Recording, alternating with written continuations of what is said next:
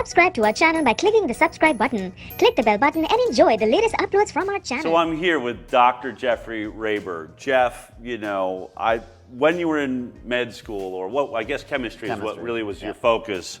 Were you planning on, did you go to school thinking I'm going to study marijuana the rest of my life? Was that the focus?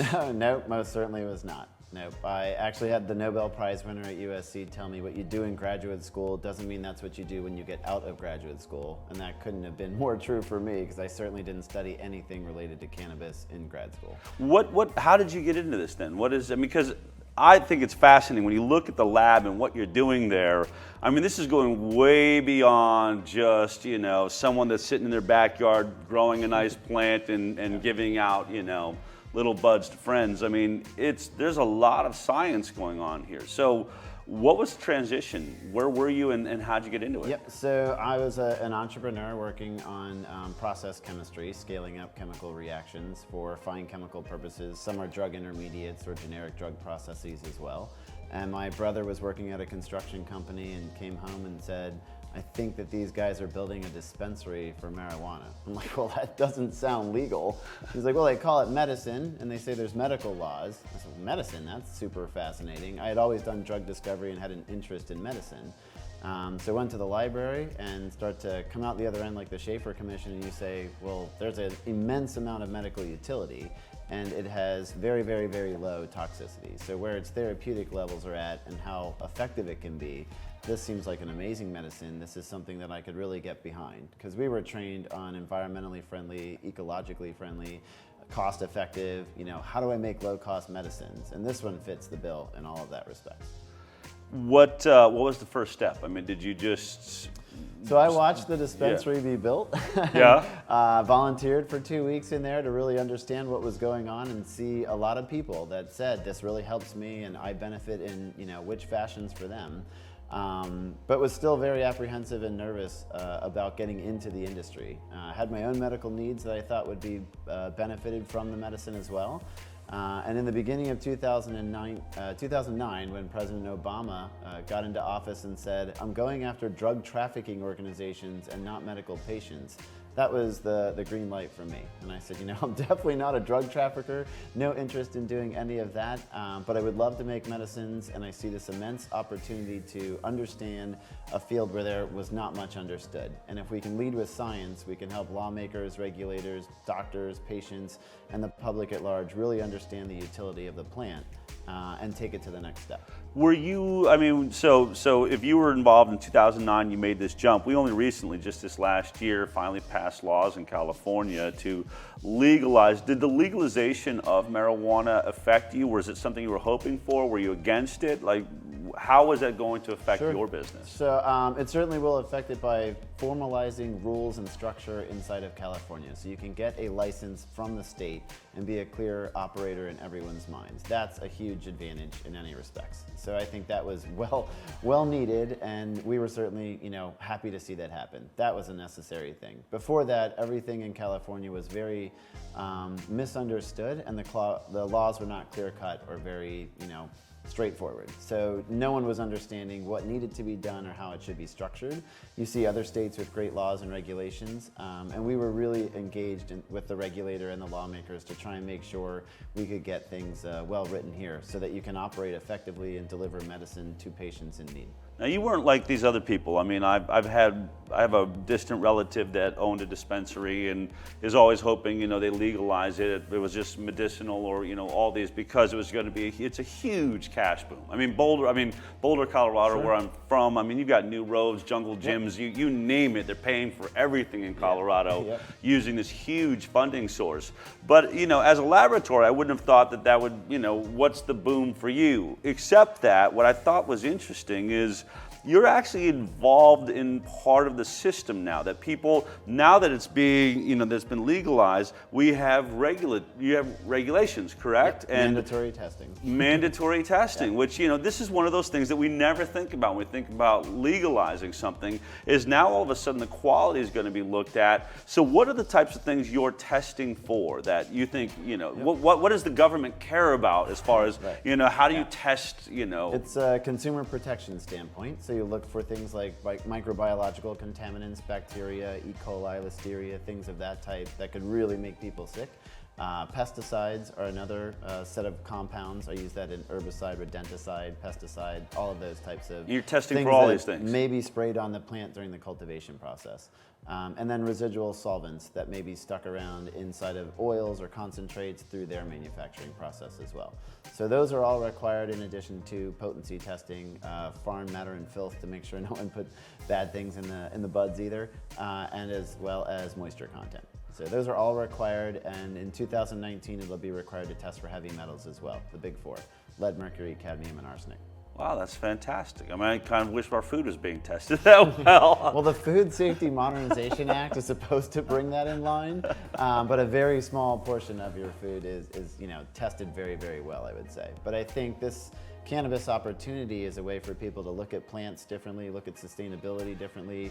Local economic influences are really driving this. You mentioned how we're being able to rebuild infrastructure. Stop spending money on chasing everybody for it, and flip the balance sheet and start using that in good ways to rebuild the community. I mean, think about all the people that have ended up in jail over, selling a weed that grows on the ground. And now we look at the future of where this is going. So, what would you say what is the most exciting part of what you're doing and where this is going from a chemistry background? Are we just at the tip of the iceberg here, or is there a lot more that we know that no one is really talking about? Yeah, we're still scratching the tip of that iceberg, in my opinion. So there are over 1,400 different compounds found in and on cannabis. The plant doesn't make all of them, but some are made by heat, degradation, and even light. And I think that we're only talking about a few yet. So there are lots and lots and lots of utility and lots of options in that respects. We have high THC cultivars, high CBD cultivars, but what about the other cannabinoids? What about if it was just producing CBG? What if it just produced THCV or other versions? Now it produces only the acid forms, and we make them through the process of decarboxylation to make the neutral THC or CBD, but we're finding there's utility in the cannabinoid acids as well. So what the plant produces is actually very useful directly. And the whole world of terpenes, there's over 100 of them that are known. What is a terpene? Until today, I hadn't even heard that word. So we're probably more responsible for the community knowing that. We were the first lab to offer terpene testing back in 2011 because it really makes each cannabis cultivar very different. And when you hear of the ensemble or entourage effects, that's the part of more molecules than just one. A lot of these things in the composition are what are causing that medical utility. And it's a system of balance. You can kind of think of it a little bit like playing a piano. If I just pounded one key for a while, you're not going to really like that after a while, but if I can play all the keys, I can really make that sound great.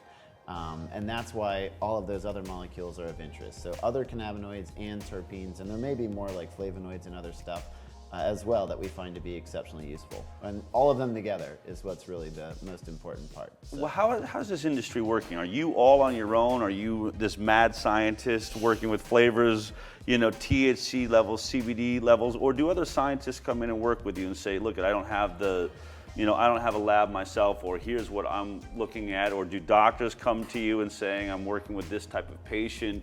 We get some of all of it. Yeah. Mostly we're by ourselves trying to pioneer and lead the way. It's not just me. I've got a team of other PhD chemists, natural products chemists, chemical engineers, and others who really help develop all of our processes and formulations for all of that. But doctors will say they've seen this. They couldn't start the conversation until they knew what they were talking about, which was which molecules are doing what. So that was why in 2010 we opened the doors as a testing lab to say, until we understand what's present when, how much people are taking, which things are actually having these activities, we can't further our conversation and start to design stuff that would be specific for each type of patient. What we don't know today is there one formulation per patient, or are there broad-based ones that really help 80% of those types of patients? How individualized might the compositions need to get? Right, very and when interesting. you think of 50 molecules in different ratios, you have many, many, many possibilities. And it's really almost like an endless opportunity. So figuring out which one's right for whom is the next challenge, I think. I want to bring Christian into this discussion. Christian, both of you guys are doctors. You've made this switch into this arena. It seems like the wild, wild west to me. I mean, do you fear the future of where this goes, because it doesn't seem that legal to me. For some reason, when you've got Jeff Sessions saying, I'm going to crack down on this marijuana, the federal government has not moved in a direction to legalize. So we've got this weird thing. I can't remember ever where the state and the federal are at totally opposite ends of the spectrum now on a legalities issue. So is there a risk to being involved in what you're doing? Do you think about that? Oh, absolutely, every day. But, Del, I gave an oath when I became a physician, and that is do no harm. And I'm here for the patient. I'm not here for the government. So if they want to take me on, go ahead. But, I know that this plant doesn't do any harm, and not using it for those that need it, when you know it works, that is, I think, ignorance. And I can't live with myself, especially when I see these patients get better. I really think that is secondary for me. I'm here for the patient. If there's an external force coming and wants to take me down because of it, or sue me or whatever, take my DEA license, go ahead. But at least I'll know for myself and my core that I'm there for the patient. And like I said, there's nothing more beautiful than to see a child respond, and for a child to do better, and for the whole family to heal. And so, being a physician for me is not following rules that are set out by crooks in the government. We've discussed all the fraud that's going on at the CDC and at the DEA and FDA. It's ridiculous. We have so much science out there. We're funding another country to do the research for us so they can funnel medications back into this country with all kinds of side effects. How can you not stand up for this? Do you think, Jeffrey, do you have concerns? I mean, are you worried about, where this goes? It doesn't seem like this administration currently is as friendly as Obama, although Obama, well, I wouldn't say was a huge friend to, the use of marijuana. Plenty of raids under that administration as well. Yeah. I think it's going in the right direction, and I still have faith in our Constitution, perhaps, and that lawmakers will understand scientific reason. Now, I may be incorrect in that. I know it's an insurmountable challenge is what it seems like, but they really do listen when you start to talk to them. And there are a few that are listening very well. Certainly the representatives in states like Colorado and Oregon and now California are saying, hey, our people have voted for this. We have states' rights. We want to make sure that they're allowed to proceed without any types of harm in that respect. And all of us as operators are trying to follow every letter of the law, and we're trying to do the best job that we can. This is a very, very difficult business to operate within, but the rules are pretty clear. Stay within your state so that you don't have any product going outside. And if there are people doing that, then we're all for saying those are the bad actors, and they should suffer the consequences in that respect. Are there dangers, you think, to legalizing it on a sort of recreational level? I mean, both of you are more involved in the medicinal side. Does it help with the stigma? Does it hurt it? Does it move this thing in a better direction or worse? Or what are your thoughts on that, Christian? Well, we discussed the opioid cure, not cure, but the 25% reduction in states of fatalities. That's one. There was a Harvard economics professor who predicted that by decriminalizing cannabis, the government would save a total of $78 billion a year. And wow. I not only speak about how we could help the patients, but from a federal budget view, would save a lot of money. And so I don't know why we don't take advantage of this. In Michigan, we have the infrastructure is crippling. Our roads have potholes everywhere, and so we could use that for the schools in Detroit that have been closing. I just don't know. There's so many aspects of decriminalizing of how it could benefit not only the patients, but business aspect, just a lot of things. So. How about for you? Society in whole will benefit from it, right? We can focus on things that are doing good rather than trying to do harm to those who are probably not causing a lot of harm to begin with. I think the pluses greatly outweigh the minuses. And I think that we can see the experiment of trying to eradicate it has not worked. So why don't we try the next experiment, which is let's regulate it, tax it, make sure that we understand the supply chain is clean and not wrongfully harming people when they are unsuspecting of those potential harms too. Is this still a cottage industry? Is this something that's very easy to get into as an individual, or does it, have a lot of cost? And, if someone's thinking, I'd like to venture in, I'd like to help out, I'd like to get involved in that, Is it moving in a corporate direction where only corporations are going to be able to afford to get involved in this? I think different states are handling that differently. So in some states, you'll see a very high bar where there's limited licenses. They need a lot of money shown inside of a bank account before they're going to let you proceed. And that's mostly on the East Coast side. On the West Coast side, it's go get a license. And some places like Washington, it's only a couple $100s to get one. So it's an entrepreneurial opportunity for many, but it's a very, very difficult business to run from a tax standpoint, following regulations which are constantly changing and evolving, and the stigma is still there. And I think by also allowing full adult use, we see a lot of the older generation saying, well, now I think it's legal, I'll try it for medicine. So we actually get much more medical interest when people think it's fully legal and allowed for adult use as well. So you guys have never met before, right? So you came in today. So I'd be curious, when you see what he's doing in his laboratory, what does that mean for a doctor, someone that's moving in this direction? Do you want to see more and more labs like this? Are there enough labs? What are the types of things that you do, when you see what's possible? Well, I like to read research papers. I like to follow the evidence that's out there. But what Jeff is doing is incredible. I think this is, like you said, just the tip of the iceberg. But that's the kind of people I want to work with.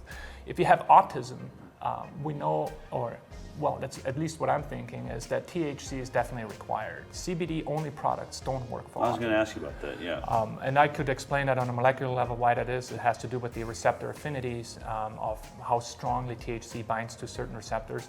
But yes, and then you have autism, for example, up to 40% of autistic children have seizures. So should you go up with the CBD level of those children? Or gastrointestinal issues, where research is coming out that shows CBG is incredibly beneficial. And so absolutely, yeah, I think the future of cannabis is individualized dosing. Microdosing is one, where you don't walk around stoned all day, but also look at the whole system.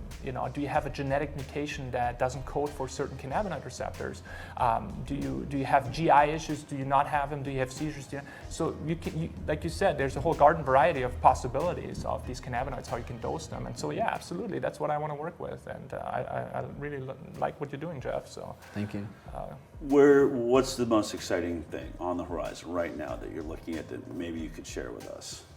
I think it's ushering in the age of standardized products. So without testing, everyone didn't test responsibly, and the regulations now require you have to be within your label specifications. So we can start to have a better conversation saying this is more consistent. And I think as we start to standardize more and more of the molecules of those cannabis compositions, that will bring in a lot greater and more clarity and understanding to say these are the types of ones helping these patient populations, or these are best used in this fashion.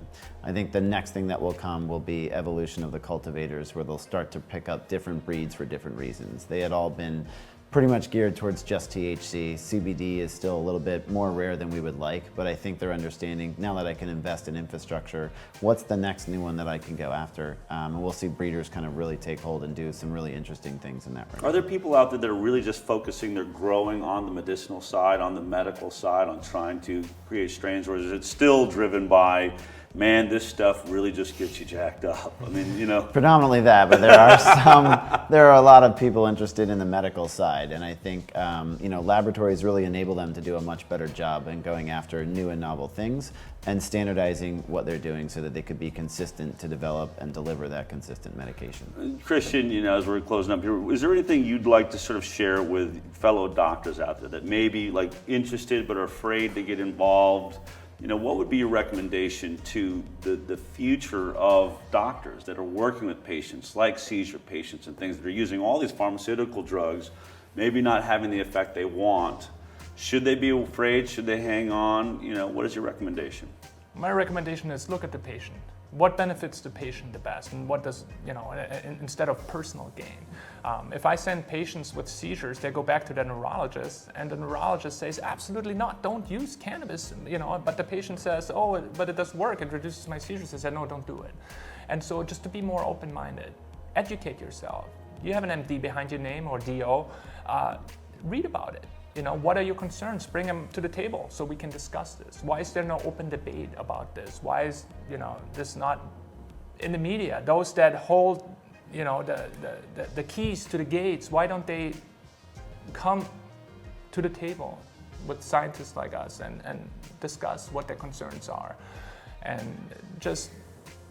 Is this conversation hard? If you bring this up with friends at tables or other doctors, do they just say, oh man, you're one of those guys? Yeah, I mean, it takes a while to really dive into it.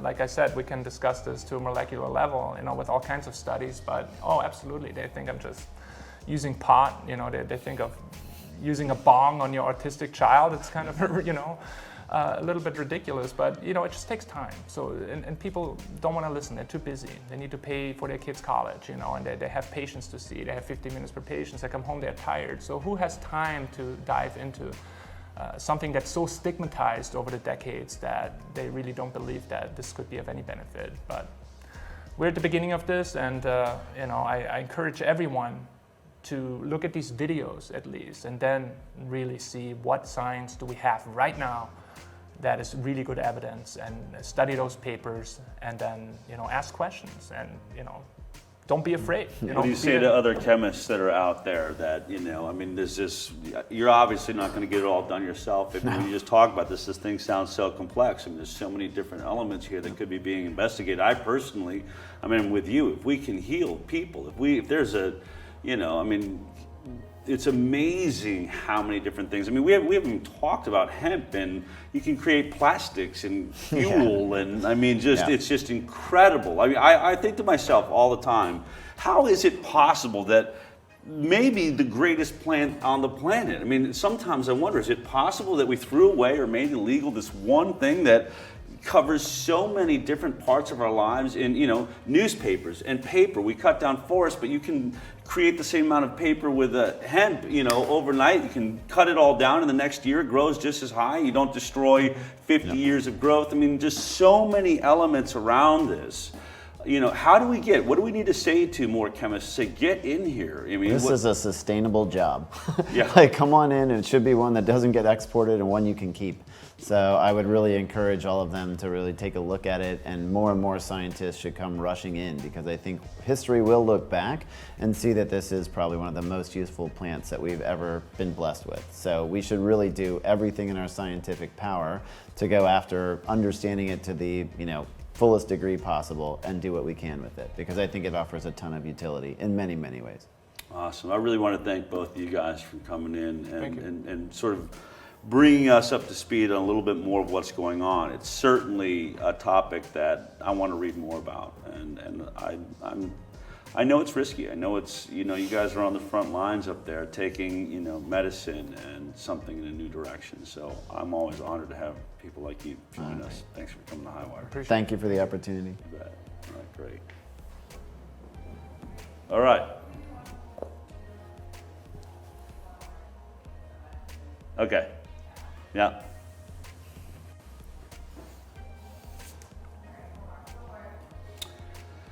You know, I just want to thank you guys for coming in. I mean, you're at the cutting edge. You're taking on risk. I mean, anytime we move into something new in this country, and I think about throughout the years, scientists are always that step out and do something the first time. They're usually ridiculed. Sometimes they're even put in prison. I mean, it seems like every time we discover something new, we don't just jump up and down and celebrate it. But I want to thank you for stepping forward, because you're at the beginning of something that I think really appears to be truly awesome. And thank you for believing in what you're doing and making a difference in this world.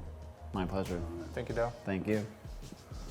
You know, I love that we are surrounded by heroes. We live in such an amazing time where people are not afraid to tell the truth. More and more of us are stepping up and standing for something, and it's time to do that. We have people looking into the future of medicine, looking into CBD products and ways that we can cure children, while the pharmaceutical industry fights them the whole way, tries to stop the laws that are legalizing it. We've got to look at this industrial complex that is trying to take over this nation, and then look to the small people, the little people that are in there as they have always been throughout time, making a difference, standing for something. You're standing for something simply by watching this show and sharing this show with everyone you know. You could be watching CNN, you could be watching MSNBC and Fox, you could be hearing about Satan 2 all day ad nauseum. Or you can come to HighWire, where we're going to continue to investigate stories that we think matter, people that are telling the truth, and we will always be sharing all of our links with you. Type in I CAN right now, if you haven't, to get all of the facts on everything we've talked about today and be able to find the great guests that we have been meeting with. This is your television network. HighWire is yours. We are of the people, for the people, by the people, because this is the United States of America, and media must be free. Truth must be free. And as long as I'm free, I'm going to be bringing the truth to you. So I'll see you